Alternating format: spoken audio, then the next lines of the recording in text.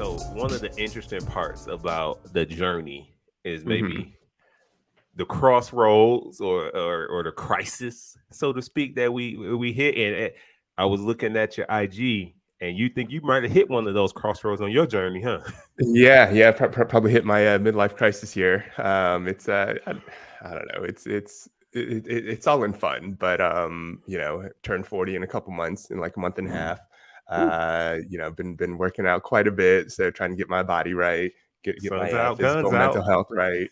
Um, what else have I done? Just bought a new car, so that was kind of a big thing, and starting this brand new business with you. So I don't know. I feel like I'm in one of those places where I'm just kind of having a bit of midlife crisis. Absolutely. If there was a checklist of crisis, you got 65, I 80% checked, I think. I mean, there may be a couple that you missed, but for the most part, you have checked all of them out. Let me ask you this. New car, is it fast? Yes, Two it's checks. fast, it's loud, it's obnoxious. Or It's that definitely a midlife crisis car. 85%.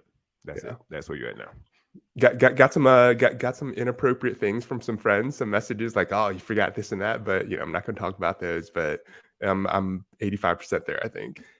This is a family show. Yeah.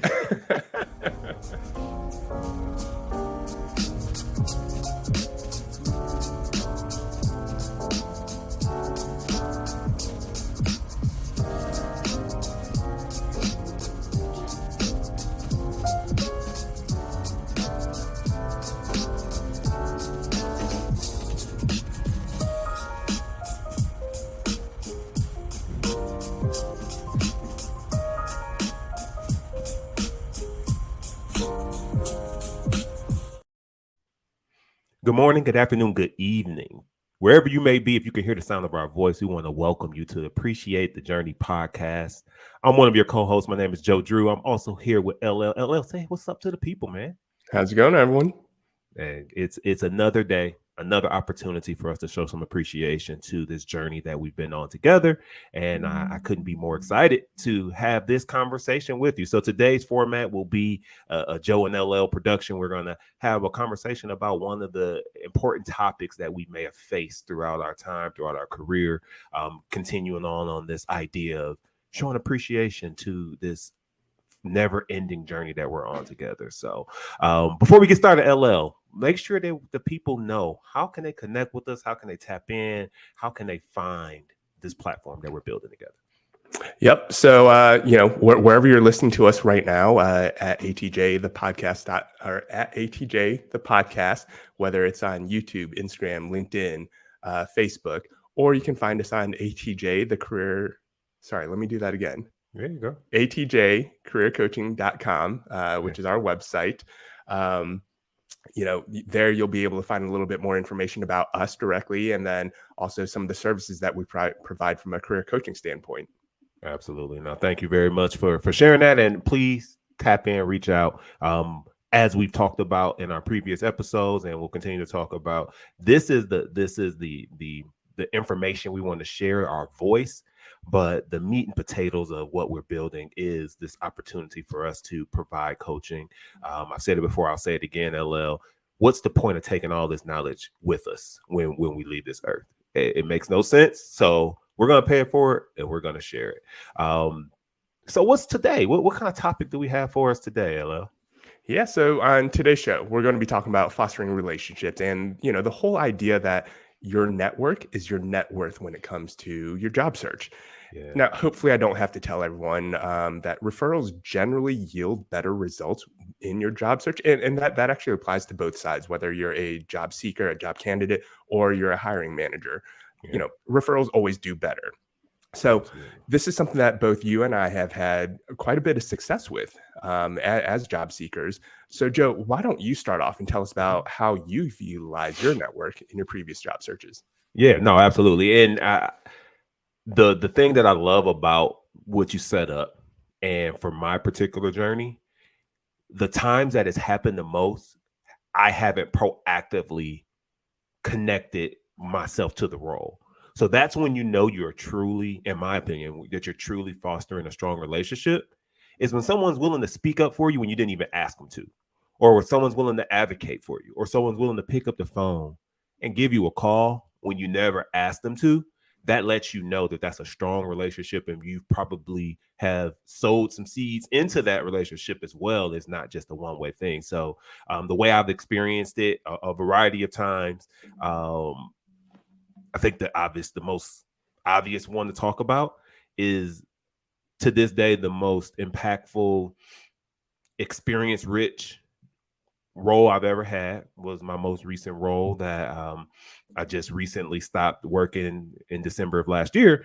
4.5 years in a startup, learning how to build a company, reporting to C-suites, things of that nature, would have never been on their radar if my network didn't pick up the phone and call me because of the relationship we had.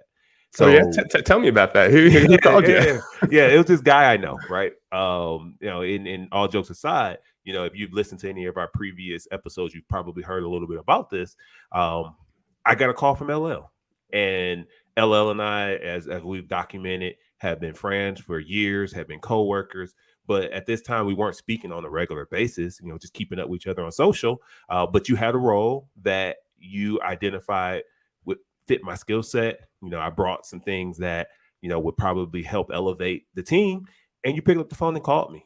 And it took a couple conversations, but fast forward, I am in the middle of what I described again as a once in a career opportunity that, even though it was challenging, and we'll talk about that throughout the weeks and the months, even though it's challenging, it was the dopest experience I've ever had. And that all came because of a relationship I fostered 13 years prior, which is wild to even think about. Man, I'm with you 100%. And the thing Yeah. that you mentioned at the top of this, the whole idea that, you know, the best opportunities came when you weren't even looking for a job. And the Yeah. exact same thing happened to me at the exact same company. At the time, I wasn't even looking for a job. But one of our other previous coworkers, Yeah. colleagues, Justin Wade, called me up, and he had just started with Rivian, this startup at the time that nobody knew about, right? Mm-hmm. Called me up, hey, we need somebody with your background and skill set, come join us in this tiny little warehouse in Michigan, right? So it was one of those opportunities that, again, I wasn't even looking for anything at the time. Yeah. I was very happy where I was. I'd been treated very well at the organization that I was in, and I got this call. I had some personal things in my life that had happened, so the timing just seemed right for me to explore. Mm-hmm. And it was actually one of those things that we'll talk about later on. But I went in and interviewed and actually did not get the job the very first Wow. time. I don't know if you knew Tell that, me but more about that. What? so I interviewed with a company, met with like 20 people, including the founder CEO, and then they actually offered the job to another gentleman.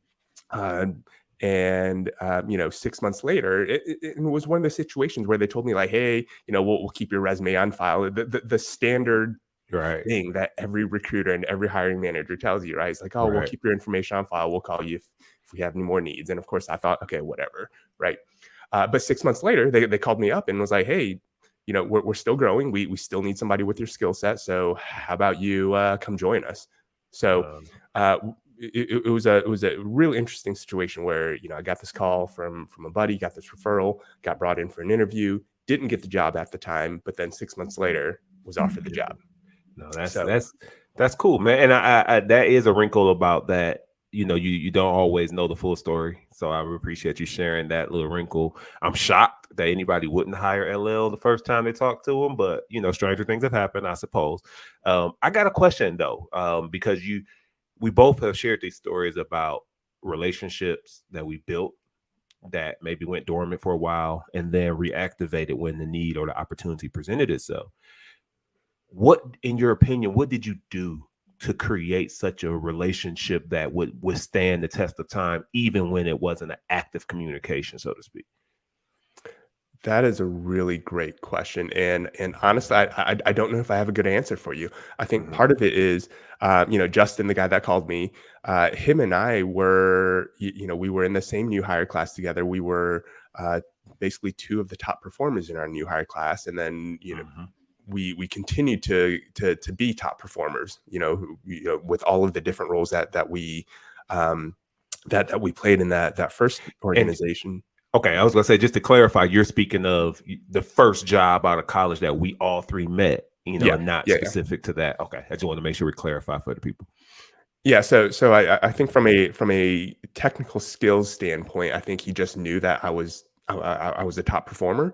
Yeah, But then we had just built a really great relationship. We left Vanguard at the same time and went to grad school at the same time. Graduated grad school at the same time, um, and we went to different grad schools.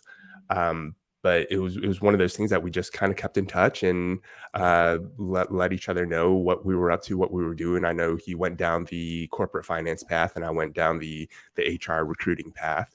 yeah. So once the need arose, he just thought to give me a call. No, that's good. That's good. And if I could add a little bit to it, because Yeah, when of I course. ask you that question, I think about the same question for myself, but also being that you and I have had the same experience together, I kind of know what you did to keep our relationship the way it was, and I think it was reciprocal. It's when you meet people where they are, and you show up as your authentic self. When you show that I'm interested in the relationship, not because of what you can do for me, but because of how we can support each other, or just for just the connection, and being able to go down this journey together, even if it's adjacent, right? Like that to me was the trust that I had. So when you call years later, I'm like, the feelings and the emotions come right back of, I trust this man, and I Mhm. know that this man will not present me a BS opportunity. It's something that he believed in his heart he would take if he was in my shoes as well, right? And so I think just that authentic connection is something that stands the test of time, and that's something that I've always felt in my connection with you, and something that I've tried to build with a lot of other people throughout my time, and it seems to work out for me, because hey, I got to make sure I share that the new opportunity that I just stepped in, which is an old opportunity. So it's kind of funny that I'm going back to, or gone back to the company that I left when you made the call. So they don't like you that much. I told them that you called me, so they don't really like you. Someone else advocated for me to come back in a different capacity without me even knowing. I'm in the interview process and learned that I was being advocated for. And as we talked about in a previous episode, that person is Michelle, who was one of our first interviews, Yep. calling and sharing and advocating because our authentic relationship was so strong, man. Man, this is why I'm doing the show with you, because you are much better with words than I am. I'm over here stumbling over my words, but that's so true. And I took the words right out of my mouth, man. Justin is somebody I truly trusted, Yeah, and if anybody else would have called me and said, "Hey, come join me in a tiny little warehouse in Michigan," I would have laughed in their face. But absolutely. because I knew Justin and I trusted him and trusted his judgment, it was something I really took into consideration. Yeah. So, just had to get that back out there. Yeah, no, absolutely. And I think it's also important. I'm curious of your thoughts on the importance of not just building a strong network through relationships, but building a diverse network through those relationships. I think that you'll be missing the boat, and you tell me what you think about this, if your full network are people just like you, whether that's how you look, how you talk, how you act, your jobs, whatever the scope of characteristics. If your network are just like you've missed the boat, and you're not going to be able to maximize our relationships or create opportunities to support your network the same way they support you. Curious what you think. It can only get you so far if you don't have that diverse network. I mean, you mentioned work industries, even educational backgrounds, right? So if you went to a certain school and you're only relying on your school's network, yeah, that'll be helpful. It'll help you, land a couple jobs here and there, but you might be kind of stuck in certain areas. So diversify your network, get to know some people. I mean, there's LinkedIn, of course, is such a great tool. You can connect with so many people, and Absolutely. it it you can utilize it to really do whatever you want to do when it comes to networking. So, super powerful tool. Highly recommend it. Diversify your network. Um, and meet some people outside of where you are. And I know, Joe, other people have reached out to you, or other people have reached out to me that are complete strangers, asking me for help, asking me to network and help me or help them go down certain paths. So, Joe, how did that work out for you? Tell me Yeah. about some of those situations. Yeah, no, one that sticks out, a couple that sticks out. And I want to make sure that future state we bring both of these individuals on the show, on the platform, whenever we have opportunity to do so. Um, Probably first, second month of the pandemic, everybody's remote. I get a message on LinkedIn from a young lady. Shouts out to Becca. And she's like, "Hey, I was looking at your LinkedIn profile. It's very unique, very impressive. Would you be interested in mentoring me, or would you be open to mentoring me?" Just cold. And I was like, that was pretty bold. Just to reach out to a stranger. We don't work in the same industry. We don't live in the same state. Like, there was no connection points there. Um, but being the person that I am, I'm looking at her resume as well. Like, I would love to connect with you. However, let's call this a reciprocal mentorship, right? Like, I'm not just going to get on the phone with you and tell you everything without asking you to sew into me as well. 2 years later, this is somebody I've never met in person, and I've talked to every month for 2 years almost, right? And we've built a strong friendship. She's been a voice that has no bias because doesn't barely knows me, right? And so it's just it feels refreshing to be able to share openly, and she just create this space without judgment. I try to do the same. So that was one that has continued to last. I think one day one of us will be able to show up for the other, right, in our professional journey. So I always have appreciation for her. And then the other was someone who I was connected to by a coworker, Dr. Eric. He's now the director of belonging for the Detroit Lions. Go Lions! We're going to win the Super Bowl next year. And this is my guy. We met every single month in the same professions, but he's a doctor. I just stayed at Holiday Inn Express, and we just talk and sew into each other. No initial connection until someone introduced us. So both of those examples are examples of ways that you can meet people outside of your direct zone, so to speak, and be able to start to build and foster relationships. Those are both 2 years old, but I imagine as long as I'm in the professional world, those two would be important contacts in my life. Yeah, Yeah. that's really really great. I've had a somewhat similar situation with your situation with Becca. I was actually working for another organization a couple of years ago, and we received from our website, had like a info or help at whatever.com, and we received an email from a high school student who was really interested in robotics, and was just hey, I'm a junior in high school. I would really like to, get a degree in some sort of engineering or robotics, but I want to learn more about what you guys are doing because that was a really big piece of this organization that I was working at. Mm. So our info people, our communication people sent the message over to me. So I reached out to this young gentleman, and we just started having like weekly conversations. And hey, these are the things that we look for in college interns, Yeah. right? So let's take it step by step. These are the things that we look for in college interns, and so if that's what you're interested in doing, this is I guess a suggested path, or a direction that you should maybe want to head once you start applying for schools, right? Mm. So had conversations with this young man for a couple weeks, and then um, it was really interesting. Like he had my email, but then maybe a month or two later, I got another email directly to me from another student Student. from his high school, or maybe robotics club. I couldn't remember exactly where they had met and connected. It's like, hey, I heard you were talking to so and so. I was hoping you could coach and mentor me a little bit as well. So really, just such an easy way. And what did that cost me personally? 15, 30 minutes a month Right. to talk Right. to these two young aspiring engineers who are interested in learning more about robotics. Like, Right. no, that's awesome. I love that type of stuff. So, Dope. you know, don't be afraid the whole point of the story is like, don't be afraid to reach out to people, right? You know, if you see Absolutely. somebody with an interesting profile, just reach out to them. The worst they can say is no.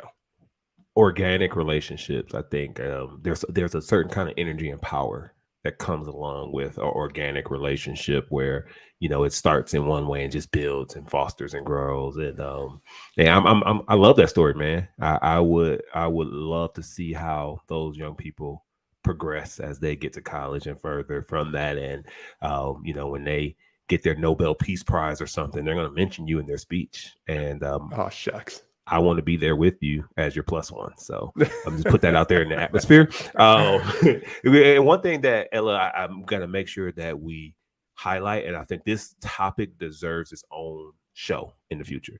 Mhm. But I think there's a difference between fostering relationships and creating mentorships, right? Yeah. And I think those are two different things, even though it all falls under the umbrella of building relationships. So I think mentorship specifically deserves its own show topic. But just in the spirit of this conversation, I think it's extremely important that if you do reach out to someone and ask to be mentored, that now becomes a responsibility that you hold to be prepared to use that person's time extremely wise, right? Because now there's a formality to it when you ask someone to be your mentor. And so you want to come prepared. You want to make sure that you are maximizing that time as opposed to just an organic relationship that's maybe turned into a friendship or an acquaintance. It probably doesn't need the level of formality that a mentorship needs. So what's your perspective on that without going too deep into a future show topic? So, don't use all your words here. I think you're right. I mean, it is very different because there is um, there's a bigger sense of responsibility when it comes to mentoring. I don't want to steer anybody in the wrong direction. I don't want to give them bad advice. So there's that responsibility that I feel, and that is very different than what you said. Fostering a existing relationship that could be a something I scratch your back, you scratch mine. It's very different. So Yeah. you're absolutely correct. It has to be a completely different topic for another show. But the whole point of that was, reaching out to people, like cold messaging people. There's absolutely nothing wrong with it. And it's a great way to be able to start a relationship that you can then build upon. Absolutely. Absolutely. And then I know you have perspective on this because I think I've observed it. I know I've heard you talk about it, and I also have perspective on it. This conversation that we're having and these kind of nuggets, these big rocks, small pebbles that we're sharing, it's not just like externally, in the LinkedIn world or universe.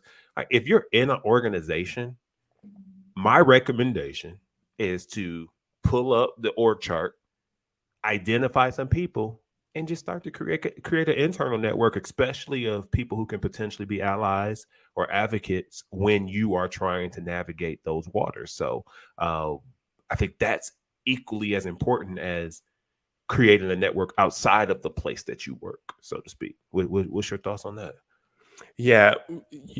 Whenever I join a new organization, that's always the first thing that I do is Word. get a good understanding of the org chart, who's who does what, and you may discover that there's people out there within the organization that you will probably never have any interactions with, but you still want to build that relationship. I mean, Sure. especially in the roles that I've been in. Now Mhm. that this may not be applicable to everyone, but no, it's still important to know who your counterparts are, who your support people are, who you support, um, and really get to know them because there's always going to be things that come up, and you're going to have like an oh crap moment, like how am I going to take care of this? Hold on, I know so and so. She's going to help me out. She'll take care of it, and it's something that is always going to be there, right? So once you build those relationships, it becomes much easier to tap on somebody's shoulders and potentially ask them for help. Yeah, no, very well said. You gave me a little shout out earlier about my words, but I think you articulate yourself just fine there, my brother. So, very well said there. Question for you, man. Mhm. And in I think in the previous conversations you may have alluded to the question I'm about to ask you, but I want you to kind of revisit this thought. Have you been in a situation, and I want to share mine as well, where building the relationship has gone the opposite way? So we are creating this thought that when you're fostering relationships, when you're building your network, everything is positive, and that's not true. There could be some missteps. There could be some situations where that may not be the best thing. So, have you experienced that? To give me, what has happened in your journey where you would say, watch out for this pitfall or this crater in the road. Don't trip. We've talked about this a little bit on a previous episode, I believe, but very early on in my career journey, I was working a role on the training onboarding team. I think I'd mentioned this, and part of the reason I was so successful in this role was my ability to build relationships with everyone. I was in a role where I got to meet every single new hire, and I was working with every single team leader, and helping really all of the new people hit the floor in a successful manner. So because I was able to build such great relationships, learn people's personalities and their learning styles, most importantly, I was able to build these really great relationships.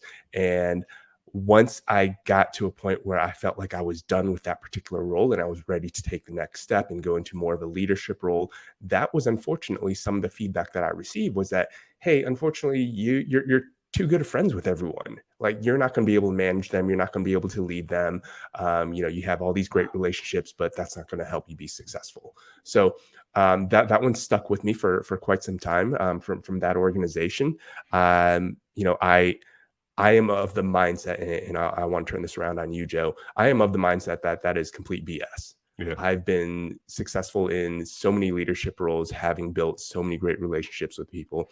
I think that particular organization, nothing wrong with the organization, but they were just a little bit more old school minded when it comes to things like that. Yeah. So I called BS on that, and I've built a very successful career on having wonderful relationships with people. So, Joe, Right. your turn on that one, man. I'd love to hear your thought.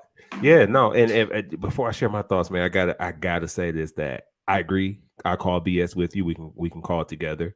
I think one of the things I decided in my mind with that organization was the culture was feedback for the sake of feedback. So they were like searching for what, no matter what the actual reason why the role wasn't yours in that moment. And I think it could have been time, it just wasn't for you. I think the universe has a way to remove stuff that's not for us. Um, I think it was just like, let's find something. And that was low hanging fruit because I heard similar stuff. And I'm like, isn't that kind of what you would want, especially in this environment? But neither here nor there. But thank you for sharing it. For mine, a little different. Um, in one of the more recent roles I've had, where I was leading HR generalist. So this is a role that you brought me in, and then I grew in it, and to that point where I was, kind of leading the whole team, and kind of having a lot more influence maybe in the organization. One of the responsibilities became being the last person people saw when their journey was over at that organization. Where it became challenging for me is because I quickly build friendships, and I quickly really get to know people. And I'm not saying that I shouldn't have done that. I don't think I would have done anything differently, because it would have been unauthentic to me, and that was part of the magic that comes along, is like, this dude is a real dude.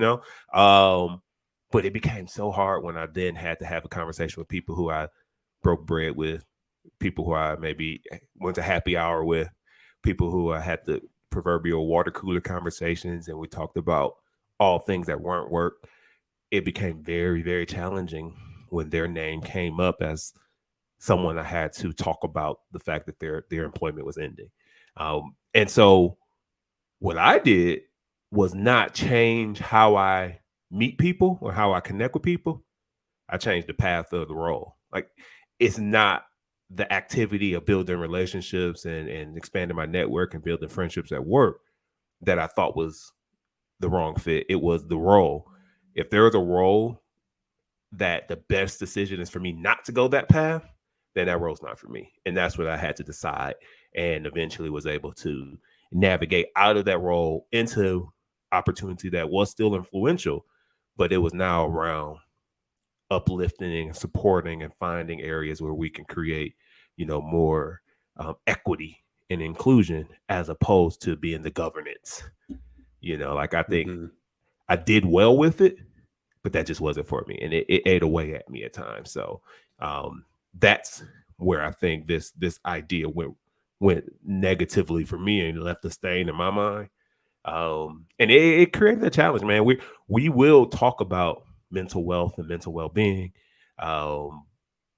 but that particular situation it eroded my mental well being for some time, Yeah. and so I had to find a different path to walk, man. Yeah, that is the toughest part about the jobs that we played.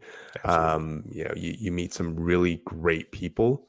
Hmm. Sometimes they're not the best for the job, Hmm. and you unfortunately have to be that person to have that conversation. And you know, I feel like very biased. Yeah, I'm very biased on this one, but I feel like HR people do not get enough credit for being Facts. able to do that on a regular basis. Facts. It's so tough. Like yeah, a lot of us walk into these conversations, and we know these people. Like you said, we've had lunches, we've had dinners, we've had happy hours with them. We know their families, and now we have to let them know that their job is no longer there for them. So Yeah. incredibly tough, and even tougher for people such as yourself, who's great at the relationships. Again, this is one of the main reasons why I hired you in that job, is because I Yeah. know you can build those relationships. So, man, all the credit to you for that, man. No, thank you, man. It's funny because like when you do, like your strength assessments, all those different, strength based leadership and Myers Briggs, all the different ones. This connectivity and relationships or whatever the word is always comes up as the towering strength.